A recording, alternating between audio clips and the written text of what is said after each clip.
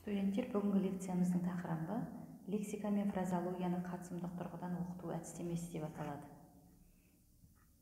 Бүгінгі лекцияда қарастырылатын мәселелер қазақ тілінің жүйесін құраушы кіші жүйе ретіндегі лексиканы және аралық деңгей лексикологияны оқытудың мақсаттары мен міндеттері. Екінші мәселе лексикалық ұғымдар мен оларды меңгерту әдіс-тәсілдер жүйесінің ерекшеліктері және фразеологияны оқытудың мақсаты мен міндеттері туралы сөз болады. Қазақ тілін оқыту методикасы мектепте оқытылатын қазақ тілі материалдарын практикалық тұрғыдан оқушыларға саналы түсіндіретін ғылым саласы. Мектеп бағдарламасында лексиканы оқыту мәселесіне тоқталар болсақ, лексика тіліміздегі сөз байлығын тексеретін ғылым саласы. Қазақ тілін оқытумен байланысты атап айтқанда фонетика, морфология, синтаксисті оқыту сөзден тыс қарастырылмайды. Тіліміздегі сөздер тіл дыбыстары арқылы морфология сөздің лексикалық, грамматикалық мағынасына қарай, ал синтаксис сөздердің мағыналық әрі грамматикалық байланысына қарай көрінеді. Демек, лексиканы оқытудың білімдік, танымдық маңызы тіл білімі туралы ұғымды терең меңгерумен қатар, тілдің ең кіші бөлшегі сөздің фонетикамен, морфологиямен, синтаксис және стилистикамен байланысын түсіне білуге, яғни бүкіл тілдік жүйені меңгерумен орай оқушының ана тілі арқылы көзқарасының қалыптасуына мүмкіндік жасайды.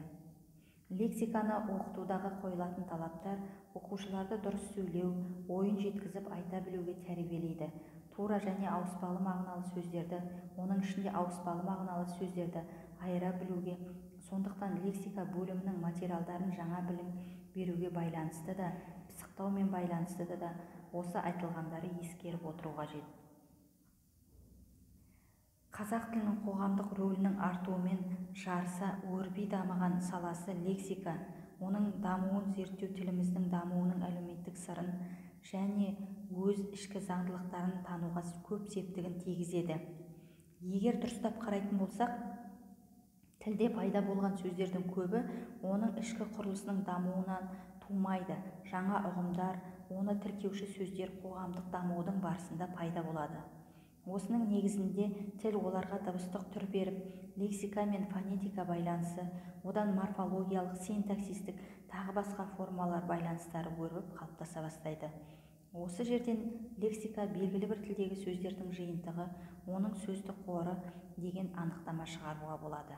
Өмірдегі қандай да бір құбылыстардың, әлеуметтік жағдайлардың, кәсіп пен шаруашылықтардың сан салаларына, мал атауларына байланысты лексика тарихи лексика болып бөлінеді. Көнерген лексикалар тобы тіл байлығын арттыра түседі. Қоғам өмірімен болып жатқан жаңа үрдістермен байланысты мыңдаған жаңа сөздер пайда болады.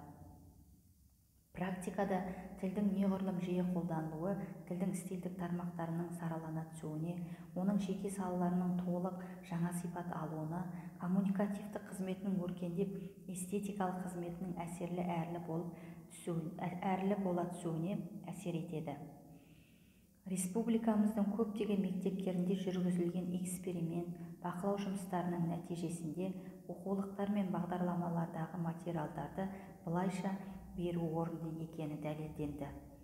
5-7 сыныптарда фонетика мен лексикадан, морфология мен жай сөйлем синтаксисінен терең білім, берік дағды беру жағы қарастырылды.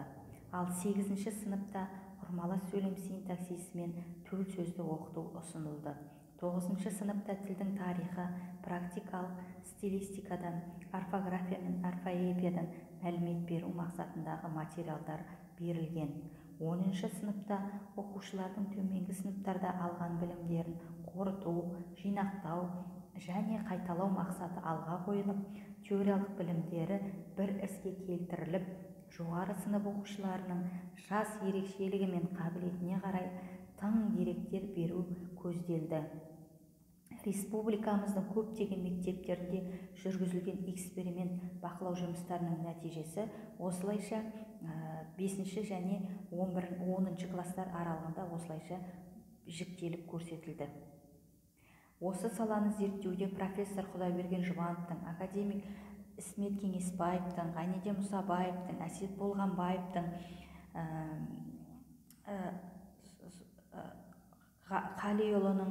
Абдолла Қалиұлының көптеген зерттеу жұмыстары нәтижелі болды. Бұл қазақ тілі Ғарифолла Қалиұлының көптеген зерттеу жұмыстары нәтижелі болды. Бұл қазақ тілі лексикасының біршама жетілген сала екендігін көрсетеді. Дегенмен лексика мен лексикология терминдерінің синонимдік қолданылуы лексикалық зерттеу объектілерін жүйелі қарастыруда біршама қиындық туғызады. Ғалымдардың пікірінше лексика терминін лингвистиканың негізгі салаларының бірі деп танып, оның ғылыми объектілерін одан шығатын жүйе деп білу методикалық тұрғыдан тиімді болар еді. Ал лексиканы оқыту әдістемесі аз зерттелген сала. Алайда осы саланы зерттеуде орыс ғалымдары Текучевтің және Барановтың зерттеулерінен методикалық бағыт алуға болады. Қазақ ғалымдарынан 1965 жылдан бастап қазақ тілін оқыту методикасына үлес қосқан Кәтенбаеваның сөз құрамын оқыту, Айғапыловтың лексиканы оқытудың кейбір мәселелері сияқты еңбектерін атауға болады. 1962 жылы жасалған жаңа бағдарламадағы өзгешеліктер негізінен мынадай бағытты көздеді. Біріншіден, бағдарламаға лексика бөлімі енгізілді. Мұның енгізілу себебі мектепте жүйелі түрде сөздікпен жұмыс істеу болмайтын, оқушыларға негізгі лексикалық түсініктер берілмейтін, тек мағыналы ұғымдар, мысалға бір сөздің мағынасы, оның амонимін табу, антонимін, синонимін іздестіру деген сияқты ғана өтілетін. Сондықтан бағдарламада лексикаға арнайы орын берілмеді. Екіншіден, сөздің жасалуы бағдарламаға да оқулыққа да енгізілмеген еді. Бұл материал тек сөз құрамы деген атпен жол жөнекей ғана өтілетін. Демек, оқушының тілін дамытуда болсын, логикалық ой өрісін жетілдіруде болсын, сөз тудыру, оның жасалуы жөнінен мәлімет берудің қажеттілігі ескерілді. Әсіресе сөз тудыру мәселесі лексика, грамматика, орфография тарауларын оқытуда негізгі мәселелердің бірі деп саналып, бағдарламаға сөздің жасалу жолы тақырыбы қосылды. Осындай жұмыстардың нәтижесінде лексика тарауын оқытудың міндеттері мен мақсаттары анықталып, берілетін дидактикалық жаттығулардың тақырыптары мен көлемі белгіленді. Бұл лексиканы оқытудың білімдік, танымдық маңызы, тіл білімі туралы ұғымда терең меңгертумен қатар, тілдің ең кіші бөлшегі сөздің білуге, оны бүкіл тілдік жүйені меңгерту аса маңызды екенін көрсетті. Алайда ана тілінде сөйлей білген адамның барлығы да сол тілдің заңдылықтарын, қыр-сырын, сыр-сипатын толық біле береді деуге болмайды. Сондықтан лексиканы оқытуда практикалық маңызы зор. Фразеологизмдер халықтың тұрмыс тіршілігінің, салт санасының, дүние танымының айнасы болып табылады. Олар тақырыптық және семантикалық тұрғыда көп аспектілі, ойлау мен танымның ерекше бейнелі, эмоционалды экспрессивтік реңкке ие және тіл қабаттарының ішіндегі құрылымдық типтері мен синтаксистік модельдері қалыптасқан тілдік бірліктер. Фразеологизмдер сөйлем ішінде қолданылғанда стильдік ерекшелікті, эмоциялық реңкті айқын көрсетуге қызмет етеді. Мысалы, қуанды деген сөзбен екі езу екі құлағына жетті фразеологизмнің, қорықты деген сөзбен жүрегі тас төбесіне шықты фразеологизмінің арасында мағыналық сәйкестік болғанымен, бұл сәйкестік толық балама бола бере алмайды. Себебі қуанды, қорықты сөздерінде фразеологизмдердегідей экспрессивті рең жоқ. Бұл жөнінде Ісмет Кеңесбаев өз ойын былай тұжырымдайды. Жеке сөз өздігінен барлық жағдайда ауыз бейнелі мағынада жұмсалуы міндетті емес. Тілде сақталған әдет-ғұрыптар мен салт саналардың іздері де фразеологизмдерде айрықша байқалады. Халықтың бүгінгі күнге дейін жеткен, ұрпақтан ұрпаққа сақталып келген әдет-ғұрыптары да фразеологизм уәждерінде айқын көрінеді. Фразеология жеке лингвистикалық пән ретінде 20 ғасырдың 40 жылдары қалыптасты. Фразеологияның теориялық негізін қалаушылар ретінде француз ғалымы Балиді, Ресей академигі Виноградовты атауға болады. Әсет Болғанбайұлы мен Ғарифолла Қалиев қазақ тілінің лексикологиясы мен фразеологиясы атты еңбегінде фразеологизмдердің өз алдына дербес лингвистика саласы екендігін танытатын негізінен 3 белгісі бар. Олар: бірінші, даяр қалпында жұмсалу белгісі, екінші, мағына тұтастығы, үшінші, тіркес тиянақтылығы деп жазды. Сондықтан фразеологизмдерді топтастыру тіл біліміндегі күрделі мәселелердің бірі болып табылады. Олай болса, фразеологизмдерді меңгертуді көркем сөйлеуге үйретудің құралы, тілді орынды жұмсауға төселдірудің жолы деп санауға болады. тұрақты тіркестер студенттің сөздік қорын байытып, оның сөйлеу әрекетін жетілдіруде де оң ықпал ететіні сөзсіз.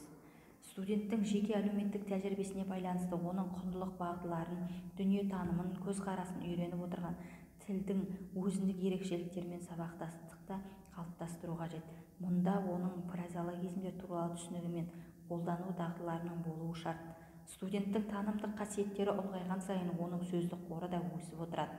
Сондықтан жоғары оқу орнында оқитын студенттердің қатысымдық құзыреттілігін қалыптастыруда, танымдық қабілетін жетілдіруде фразеологизмдерге ерекше назар аударылды. Өйткені студенттердің сөздік қорын фразеологизмдер сөздігі арқылы молайту жұмыстары олардың сөйлеу тілін жетілдіруге мақсатымен толық сәйкес келеді.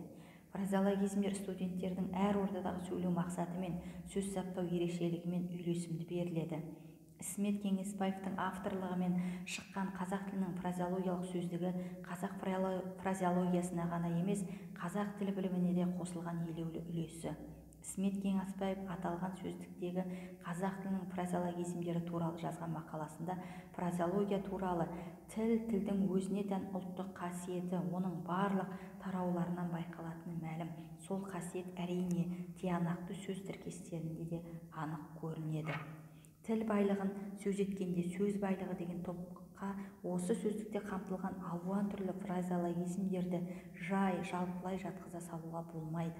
Басқаша айтқанда, сөз байлығын тексеретін тіл білімі саласын лексикология деп атайтын болсақ, фразеологизм байлығын тексеретін тіл білімі саласын фразеология деп атау әбден орынды деп жазады.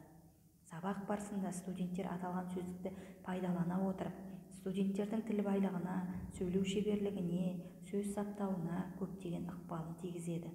Сонымен қатар үйренген фразеологизмін ауызекі сөйлеу тілінде қолдана білсе, оның ақыл-ойын дамытуға әсер етеді.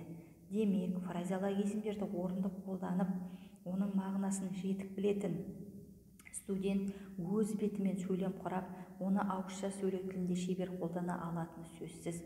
Фразеологизмдерді меңгертуде оның лексикалық және грамматикалық мағыналары өзара сабақтастықта болады. Бұл мәтіндерді лексикалық және грамматикалық талдау кезінде жаттығу жұмыстарында фразеологизмдердің мағынасын сөздік арқылы түсіндіру нәтижесінде жүзеге асады. Мысалы, ат құйрығын кесіп айту, айна қатесі жоқ, айтқанына көндіріп айдауына жүргізу деген фразеологизмдердің мағыналарын түсіндіру үшін олардың біртұтас лексикалық мағына ие екендігі, олардың бір ғана сұраққа жауап беріп, бір сөйлем мүшесі болатыны меңгертіледі. Сөздік қордағы әрбір фразеологизмдерді қатысым әрекетінде қолдану үшін студенттердің сөйлеу қабілетін дамыту, студенттердің сөздік қорындағы фразеологизмдерді мағыналарына қарай іріктеп, оларды басқа сөздермен орынды байланыстырып, өз ойын дұрыс, толық жеткізе алуына көмектеседі. Сөйлеу қабілетінің жетілуіне студенттердің сөздік қорының мол болуы әсер етеді. Сондықтан сөйлеу қабілеттерін жетілдіру үшін олардың фразеологиялық сөздікпен жұмыс дағдылары дамытылады. Студенттер фразеологизмдерді түсініп меңгерумен қатар, оларды ауызша және жазбаша тіл дамыту жұмыстарында да еркін қолдана біліп, бір-бірімен сөйлескенде, белгілі бір материалдарға жоспар жасағанда, мазмұндама, шығарма және жаттығу жұмыстарын орындау үстінде пайдалануға үйретіледі. Фразеологизмдерді оқыту барысында оларды қолдану үшін әртүрлі жаттығулар жүйесі ұсынылады. Ізденімдік, тіл дамыту тапсырмалары, сөйлем құрастыруға арналған жаттығулар, керекті фразеологизмдерді табуды талап ететін жаттығулар, фразеологизмдерді қалыптастырып мәтін құрастыратын жаттығулар, фразеологизмдерді қатыстырып эссе дайындау, фразеологизмдерді қатыстырып сипаттама жазу, фразеологизм жасауға ұйытқы болатын сөздер арқылы жасалған жаттығулар, синонимдік қатар жасайтын фразеологизмдер, амоним фразеологизмдер, көп мағыналы фразеологизм жасайтын жаттығулар, фразеологиялық варианттардың нұсқасын тапқызатын жаттығулар, керекті фразеологизмдерді талап ететін жаттығулар, шығармашылық жаттығулар, тағы басқалар. Осыған сәйкес төмендегідей жаттығулар жүйесі сабақ барысында студенттерге ұсынылады. Фразеологизмдерді оқыту барысында студенттердің сөздік қорын, тіл байлығын, сөздікпен жұмыс жасау тәсілдерін меңгеруі, фразеологизмнің түрлері мен оның құрамын саналы түсінуіне, сөздік қордағы фразеологизмдерді күнделікті қарым-қатынаста жұмсауға дағдылануға әсер етіп, пәнге деген оқу мотивацияларын арттыру болып табылады. Лексика бойынша берілетін білімдік мүмкіндік деңгейлерін мынадай деп есептейміз. Лексикалық терминдерді дұрыс қолдану, лексиканың тіл білімі салаларымен байланысын, орнын ажырата алу, ауыспалы мағыналы сөздерді дұрыс қолданып, олардың өзара қарым-қатынасын тани білу, синоним, антоним, амоним сөздердің ерекшеліктерін, өзара байланыстылығын түсіну, сөздерді мағыналық сипаттарына қарай ажыратып, топтай білу, синоним сөздердің эмоциялық экспрессивтік мәнін ажыратып, олардың қолданыстағы орнына қарай синонимдес, антонимдес сыңарларын да ажырата білу, сөздік құрам тармақтарының өсу, толығу жолдарын саралап, тілдің қоғамдық әлеуметтік сипатын тани білу, диалект сөздердің тіл мәдениетіне қатысын тани отырып, әдеби тілдің тоғысуындағы диалект сөздердің рөлін білу, диалектілердің пайда болу жолдарын түсіне алу, көнерген сөздер мен этнолингвистиканың арақатынын саралай білу, көнерген сөздердің қазіргі кездегі қолдану ерекшелігін дұрыс түсіну, термин сөздер арқылы ұғымдарды дәл атап, ғылыми стиль талаптарына сай қолдана алу және терминдер мен кәсіби сөздердің ерекшеліктерін білу, сөздік құрам тармақтарының баю, толығу жолдарын саралап, тілдің қоғамдық әлеуметтік сипатын тани білу, неологизм сөздерді дұрыс қолдану және олардың тілдегі орнын түсіну, неологизмдердің жасалу жолдарын білу болып табылады.